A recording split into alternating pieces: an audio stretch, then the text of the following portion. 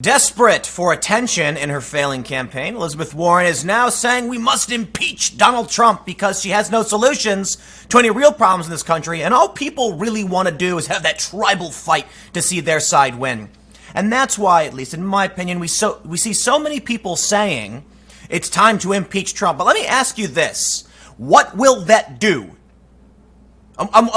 Seriously, you guys comment. Let me know, what will that do, impeaching Trump? Make Mike Pence president? It solves nothing, okay? We're like coming up just about 2 years, year and a half until the next election. Campaign season is here. Why are you still doing this? For the love of God, Elizabeth, you know what? It's very simple if you were to ask me. Elizabeth Warren doesn't really have anything. So she's doing these big old Hail Mary campaign things like, we must impeach Trump. It's about principle. And then you get these Russiagate resistance people going, you know, when she put out that tweet saying we should impeach Trump, she didn't try to fundraise off it. Yes, because it's a PR play. Is there any sane American that thinks impeaching the president makes sense? And now you've got a bunch of people in the resistance going, you know, this is beyond party. We got to do the right thing. No, dude. I don't believe you now. I didn't believe you then. You chase the Russiagate nonsense forever. You don't like Trump. I get it. You're sore losers. You won't stop. Please. Enough. Okay? Let me give a shout out to one of my favorites, Tulsi Gabbard, who said, Mueller report found no collusion took place. Dems shouldn't push to impeach Trump. This is one of the reasons I like Tulsi. Mostly the anti-war stuff. Pete Buttigieg also. They're not playing this game. Now, Tulsi's probably, you know, I think there was a poll done. They asked Americans, who would you not support definitely? And everybody said Tulsi Gabbard. That sucks. But hey, you know, it is what it is. It looks like it's going to be like Kamala Harris. But Elizabeth Warren isn't faring too well herself. We also had Pete Buttigieg, who's doing really well, say, we shouldn't be impeaching the president. Let me just ask all of these Democrats to how about focus your energy on, I don't know, doing your job and legislating. Let's read about Elizabeth Warren's complete and total desperation. Elizabeth Warren wants the House to begin impeachment proceedings against Donald Trump. The severity of this misconduct demands that elected officials in both parties set aside political considerations and do their constitutional duty, she said. Yes, your tribal, nonsensical duty to do something most people don't care about. They want the economy to be good, which it is. They want their health care, and they want border security. They want immigration reform and control. Elizabeth Warren called on the House to start impeachment proceedings against President Trump on Friday following the public redacted release of Special Counsel Robert Mueller's report on Russian interference. We get it. The Mueller report lays out facts showing that a hostile foreign government attacked our 2016 election to help Donald Trump, and Donald Trump welcomed that help. Warren tweeted on Friday, once elected, Donald Trump obstructed the investigation into that attack. Isn't that hilarious? Isn't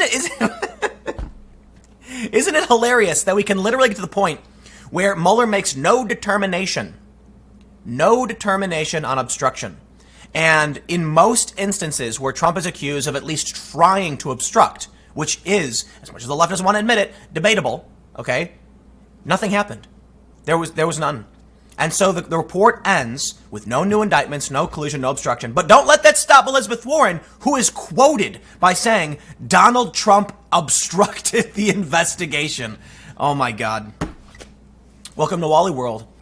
Nothing matters. Listen, it is a fact. It is a plumb fact that the media got this story wrong. Do you want to know why I didn't get the Russiagate story wrong? For one, I didn't report the nonsense trash they were putting out because invariably, I love that word recently, you probably noticed, they would do this. Bombshell report, Donald Trump is busted doing X. And then 2 days later go, we are sorry, that was a mistake. Trump didn't actually do that. How many times? We had like Brian Ross. You had, off the top of my head, I can recall the Brian Ross thing as well as the BuzzFeed thing. But BuzzFeed would not back down. But look, it's a fact, okay? Let me just break this down for you very simply. You will see people in media, like Brian Stelter and CNN, talking about how this proves the media did a good job. All of these things in the Mueller report that we reported correctly. Oh, you're proud that some stories you got right in a conspiracy theory that ultimately went nowhere. There was a great analogy that was I saw on Twitter. I can't remember who tweeted it. I think it was like Neon Taster saying, if you report on the 9/11 conspiracy theory and your reporting is factually accurate, but it leads us to a conspiracy theory that's not true, I don't care. Like, you can get all the details right about the conspiracy theory, but if the theory itself is false, you're wasting our time. So here's what happens. Did the media get some stuff right? Sure, they did. Did the media get some stuff wrong? Yes, absolutely. So where do we fall? Okay, are we gonna sit back and allow just congratulate the media as they pat themselves on the back to each other? Hey, I'm gonna go on CNN's Brian Stelter Media Show and talk about how I got 80% right. Well, we don't pay you to get 80% right. In fact, we don't pay you at all for the most part. Journalists barely get paid. But the point is, this is a story, shows all the times, or at least the top 10 times, they got stories wrong. And I love how they end with BuzzFeed. Because BuzzFeed refused to back down when they were wrong, and even now are just kind of going like, well, it's a framing issue, we were right. No, you weren't. Some dude told you. Listen, here's what happened. Some dude tells BuzzFeed, hey, I think this happened. I work here. And they go, done. Confirmed. No, that's not how journalism works. So yes, the media screwed this one up. Anyway, the ultimate point is, you end up with Elizabeth Warren saying Donald Trump obstructed the investigation. What world do you live in? First of all, if I want to be fair, we can argue there's no determination on obstruction. For you to come out and say he did is actually wrong. Because when someone says no obstruction, I begrudgingly go, well, they didn't make a determination, so as far as it goes with obstruction, there is nothing confirmed. Period. Doesn't mean there may be determination made later. It does. It could be. And they could look and see that some of the stuff Trump did is obstruction. Absolutely. And Congress is going to try and do that, and now that the Democrats are in Congress, I think it's probably likely. However, Elizabeth Warren jumping the gun. Why? Well, I think her campaign's failing. Her unfavorability is super high. She's doing these absurd Hail Mary passes. She wants to implement a program that would forgive student loan debt for like 75% of people. And here's the funny thing. I'm actually in favor of a student loan forgiveness program. And a lot of people seem to misunderstand, because when I talk about this, people think I'm saying let's just hand out 50 grand to people. No, Elizabeth Warren is literally proposing that. No, I'm talking about something like freezing interest rates. You still got to pay back the money, but one of the big problems with student loans is that after like 20 years, some people only pay down like 10% of the principal or something because the interest keeps accruing, and then it becomes kind of a nightmare treadmill that people are stuck on. And this leads young people to want socialist candidates. So how about we just say, okay, you got to pay your money back, but we're going to stop, the interest. I don't know. I'm just saying we do need to deal with that problem. It is a serious problem. I don't like the idea of giving people, free money. Of course not. I don't think it's right that they got this loan, got to live off it, go to college. I know I had a bunch of friends partying on the weekends, wasting their money.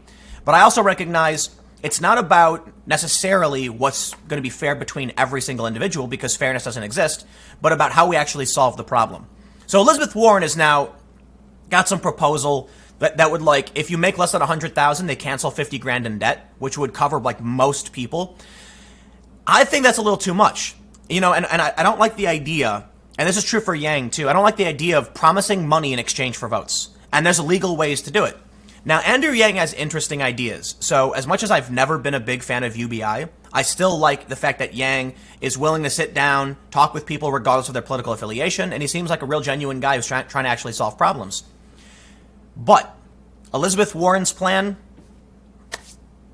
wipe off their debt, that sounds like you just want to give people money in exchange for the vote. She wants the youth vote. She wants youth support. Even Donald Trump floated student loan forgiveness, which is interesting.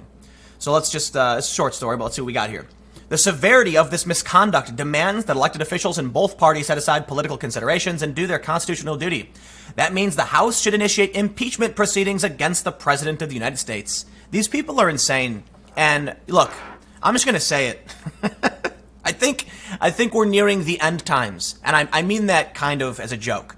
It's just everything seems so absolutely insane. Are we seriously having a discussion about impeaching the president because of a 2-year-long conspiracy theory that was proven false? It's like these people are insane. They can't just stop. How about you figure out how to solve some of our problems? How about you go back to Washington and figure out something with what's going on at the border? Because we do have serious issues down at the border. It's been declared a state of emergency in, I think, 2 different jurisdictions, in Yuma, as well as there's a county in New Mexico.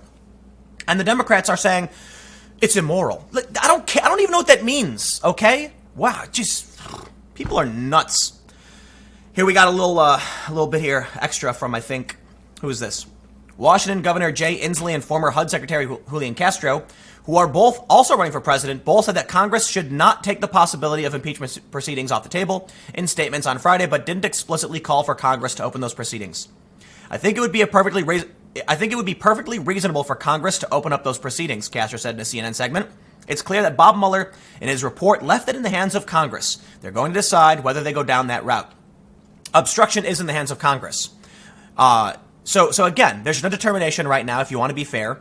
So for the Democrats to come out and say, for Warren to say there is obstruction, absolutely not. As of right now, there is none.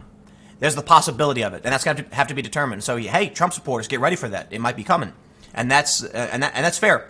But it is interesting to point out, and we do have the inherent conundrum of, I mentioned it was debatable whether or not Trump was actually obstructing justice, because a lot of the things he did you'd have to determine intent, and that's why there's no real determination.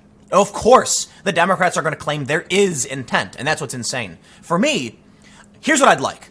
As you guys know, I like Tulsi Gabbard, and I like Andrew Yang. They're both Democrats. I think Yang has repeatedly blown me away with his addressing issues, talking about different voting groups and everything like that. He's been asked about his support for white middle America, and he brings up, we're taking their jobs away, and I'm like, whoa, Andrew Yang being honest and being calm and rational. And I'm going to say it again because it was really impressive. He sat down with Ben Shapiro. How many Democratic 2020 candidates have gone onto, a podcast with a conservative and done something like that? And Andrew Yang and Tulsi Gabbard both went on Joe Rogan, and it's one of the reasons I really like them. Just because it seems genuine. Do I think they're right? Honestly, not. Tulsi Gabbard, not so much. Tulsi, I think, has a lot of, more far left policies that I think just don't make sense. But she's staunchly anti-war, and so for me, I'm kind of like, I want you on that debate stage, and she's going to be there, and that's important. I don't think she's going to win. Most, there's polls coming out that saying that, most people are saying they would not support her. She's the number one person, and that sucks. But at least she'll be on stage talking about why our foreign intervention is bad, and she's a major in the National Guard, so she would know. Andrew Yang, I really do like. I think he's got. I'm not a fan. I'm kind of centrist on the gun issue, and I lean more towards, well, you know what, man, let's just default to the Constitution, because as much as I'm not a fan of it, I recognize the importance of keeping that bill intact, the Bill of Rights intact. So I'll take my free speech, and you guys, who primarily don't live in big cities, are going to have your guns, and it's kind of like, all right. It's begrudgingly, I'm not a big gun fan, but I get it. So I think Yang is a little too on the gun issue, but not even the most extreme. It's rather moderate. But ultimately, he's somebody who's kind of like, well, let's just talk it out and see if we can solve this problem, and that's what we need, right? So there's a couple people that I really like on the right and the left that are kind of moderate, rational individuals who might have some strong opinions, want to have a conversation. I would say that when it comes to Republicans, I think Dan Crenshaw is absolutely fantastic, and Rand Paul. Because Rand Paul, although I don't agree with them as their core conservative issues, but that's fine. It really is. These are people that seem genuine and respectable and want to have a conversation, as does Andrew Yang. Tulsi is a little, I don't know. She seems very politician-y, and so that's why I'm like, if I was gonna put up a vote, it'd probably be for Yang, but I want to see both of them on the debate stage. But let's just do this. One last thought on this issue before going out. These other Democrats, like Elizabeth Warren, these are what I would refer to as plastic people. Like Ocasio-Cortez is also very plastic, and Elizabeth Warren is entirely plastic. And Bernie Sanders didn't used to be, but now he is made of pure plastic. And what I mean by that is they're molded. They're molded into this shape that says things. It's like throwing spaghetti at the wall, seeing what sticks. Elizabeth Warren is just saying things she thinks people want to hear. I want to impeach the president, she says. Yeah, I don't believe you. I don't think anyone actually cares. Let's talk about healthcare in this country. We have serious problems. Whether you're a Republican or a Democrat, we all recognize that healthcare has been on shaky ground for a long time. We need to talk about this. When you talk about foreign policy, impeaching the president is like offering ice cream to kids who are complaining that they had to eat broccoli. It's like, oh, someone you didn't like won president, so now they're saying, well, how about we take your broccoli? I want to be the cool parent. I want to get... Nah. It's all plastic. You look at Ocasio-Cortez. What positions does she really have? I mean, the Green New Deal is nonsensical, right? And then you have, you know what? I don't want to go on too long. But I'll end with one final thing. There's a lot of criticism on the left coming at Ocasio-Cortez because as soon as she got elected, she toned down all of the far left rhetoric. Not all of it, but a lot of it. She's also refused to fund government spending bills because it would fund ICE. It's like, I get it. You're just doing what you think people want to hear instead of what actually needs to be done. Listen, there's a reason we don't live in a direct democracy, because direct democracy doesn't necessarily work. I think for the most part it doesn't work. Look at Brexit. It's a nightmare, okay? We have a constitutional republic with democratically elected officials. Excuse me. And this makes sense. Let me give you a great example. Final thought. I say that several times, but listen. The Chinese finger trap, you put your fingers in it. And you say to people, what should we do? How should we solve this problem? And I tell you what, majority of people are going to vote, pull your fingers out. And you know what happens next? The trap gets tighter, and you can't. And you make it worse. But in our system, not perfect, you would say, I don't know what to do necessarily. I think we should pull our fingers out, but I'm going to vote for this guy. And so you might end up with a politician who says, we're going to explore our options. So Elizabeth Warren would effectively be the candidate saying, I think we should just pull in the trap. Just pull as hard as we can. And that's what we'll do. And you know it'll never work. And it's only going to make things worse. And that's what, hey, people want to hear it. You'll end up with some people who will lie to you and say, we're going to pull our fingers out too, but they really understand what you got to do. And then you'll end up with some real honest politician who says, listen, I know it might not seem like the right thing to do, but trust me, we're going to push in and then we're going to be able to escape the trap. And that's one of the big challenges about direct democracy, people voting for the wrong thing. Vote for the representative who you think will lead you in the right direction and will look at the nitty-gritty of the problem and solve it, not the person who's trying to offer you up candy for dinner. That's what impeachment is. It's candy for Democrats. I'm done. I'll see you guys at 1 p.m. for the next video on this channel.